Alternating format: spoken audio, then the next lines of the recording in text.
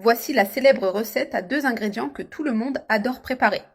Dans notre poêle, je vais ajouter une tasse de sucre. Nous allons laisser le sucre caraméliser. Notre sucre est déjà caramélisé. Nous allons ajouter une tasse d'eau petit à petit et je vais mélanger pour dissoudre tous les cristaux qui se sont formés. Nous ajoutons le reste de l'eau et continuons à mélanger jusqu'à ce que tout soit complètement dissous. Voilà notre caramel. Ensuite, nous éteignons le feu. Nous versons ce caramel dans le moule en le répartissant parfaitement de cette manière. Avec la spatule, nous allons étaler le caramel sur les bords. Attention, le caramel est encore chaud. Maintenant, nous réservons le caramel. Dans notre bol, je vais casser un œuf et séparer les jaunes des blancs.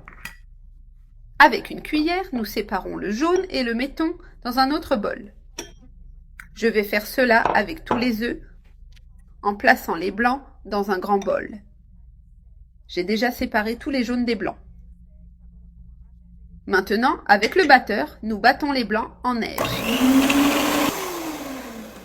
J'ai battu pendant 2 minutes à puissance maximale et voilà le résultat. Nous ajoutons une tasse de sucre petit à petit. Avec le batteur, nous continuons à battre jusqu'à obtenir une consistance crémeuse. J'ai battu la première partie du sucre et c'est devenu très crémeux. Maintenant, nous ajoutons le reste du sucre. Nous continuons à battre pendant 5 minutes. J'ai bien battu et la consistance est très ferme. Regardez cette délicieuse et merveilleuse nuage de blancs en neige. Ensuite, nous prenons cette crème avec une cuillère et la mettons dans le moule ainsi, sans presser. Nous remplissons le moule de cette manière. Ce dessert n'a pas de goût d'œuf.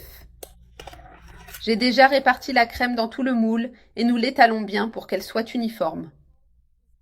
Le secret réside dans le fait de bien étaler cette crème. Je l'ai déjà étalée très bien.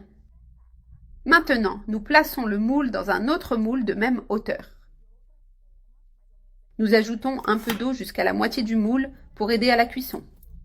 Vous serez surpris du résultat de cette recette. Mes enfants adorent quand je la prépare. Ensuite, nous centrons le moule au milieu du plateau.